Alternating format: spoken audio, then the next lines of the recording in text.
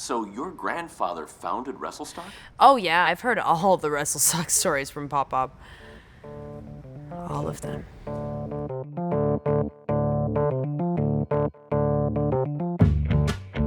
Yeah, man. It's gonna be 3 days. Friday, Saturday, Sunday. Uh-huh. Yeah. That's groovy. All right. Okay. All right, thanks. He's in. He's in. We're doing it. Woo! Wrestlestock! Oh, Wrestlestock, baby!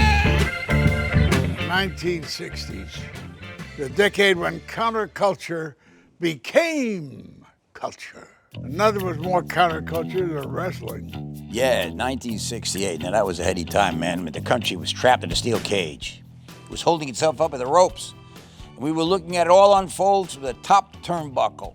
In that metaphor, the turnbuckle is the war in Vietnam. No, the turnbuckle is the counterculture revolution. The steel cage is fucking Vietnam. Shit, man. Deep. Yeah. Anyway, we said we need to bring folks together.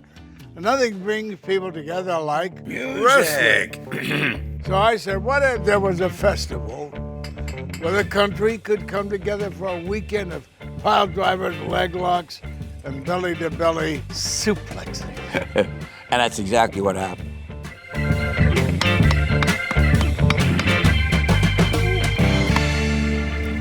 Yeah, there it is. Well, see, I learned about Wrestlestock just when I was a kid, right? I mean, I was just obsessed with it completely, and actually it's the reason I'm a wrestler today. You know, that and combined with I'm gigantic and, really, really handsome, but, mostly because of Wrestlestock. I would say probably it was like Coachella for gross people, but Wrestlestock was like 3 times grosser. Hey, Connor, you're on the air. I don't know if you've heard already, but this weekend is Wrestlestock. So if you are a wrestler, a manager, a diva, a ring girl, you gotta get there. It is the place to be. Get your face paint and your tights on because it's gonna be a killer time, man. Woo! The only thing that I know about Wrestlestock is it was 3 days of peace and love. Oh, man, peace and love. Those guys dominated the fucking ring. Peace and Love was scheduled to headline night 3. No one could ever predict what happened next. The breakup between those guys, holy shit. I'm still friggin' flabbergasted over the whole thing. Fellas, you're putting your title on the line this Sunday night. Perhaps facing your greatest challenge yet. How are you two planning on focusing? We're just gonna have a groovy time, man. Peace beat the ever-loving shit out of love. Nobody believed what they were witnessing. Mainly because we were all so unbelievably fucked up. Whoa, look at that! Think all you need is love? This is not a Wrestlestock sanctioned match. This is personal. All you need is love? Hell no. Peace has had enough playing second fiddle to love. The next morning, everyone was like, didn't really happen, did it? No. Couldn't have. No. Let's have unprotected sex. Yeah, back then unprotected sex was just called sex. Far out, man. Far out. The second day of Wrestlestock was more incredible than the first. You know, I don't think we get enough credit for this. A lot of stuff in wrestling today came out of Wrestlestock.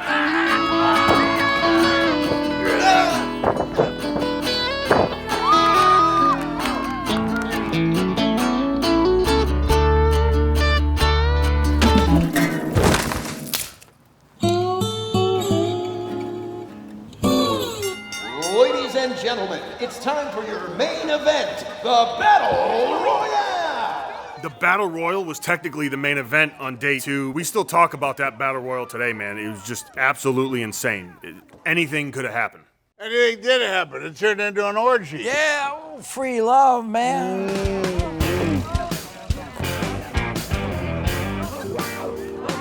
I'd like to think that most people just assume their grandparents were at an orgy at some point in their lives, but I've got proof. Orgies sound great on paper, but have you ever actually seen one, smelt one? Not pretty. When I woke up on day 3, I remember thinking, what the hell have we done? Yeah. 3 days of wrestling and polyamorous sex.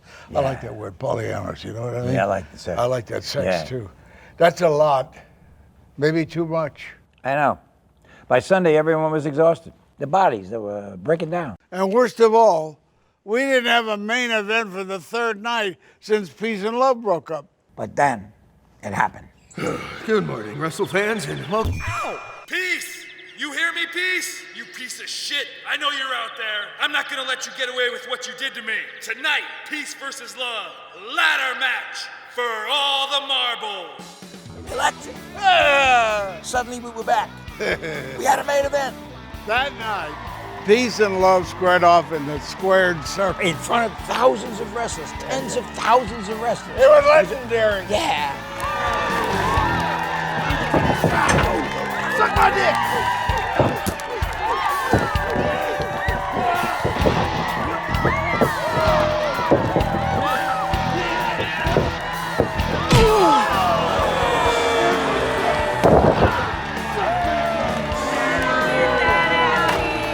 Time to get high. Oh, I'll finger bang your mom in my Pontiac. Oh. They got to the top at the same time. Neither of them were giving an inch. It was incredible. It was long. It went on for hours.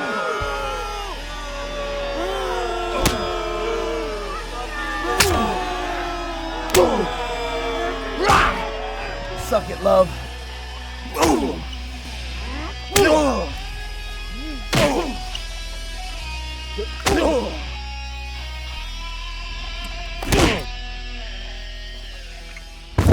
Bam! Just like that, Wrestlestock was over. There was no winners, just a bunch of fucking losers. Yeah, and after the match, everyone left. The highways were jammed for days. Hundreds of thousands of people heading home. What are you talking about? There were 38 people there. 38? Uh, Wait a minute, so what you're saying basically is all that happened was 3 dozen disgusting people put on costumes and fucked in a field for 3 days? yes, that's exactly what happened. Think we should have gone with a 3-day music festival instead. Nah, that shit would never have worked. Next year, Wrestlestock 2. 363 days from today. Back Be here. there. Stock. Bring condoms. I know they're a new thing, but let's check them We out, are right? experimenting with them. The sheepskin. Bye, Rabbi. He married 2 couples here. Yeah, he did. Mazel tov on that. You really want to do this again next year? Fucking of course, man. Yeah, man. All right, man. I gotta put my dick in some boiling water and then I'm ready to rock. Yeah.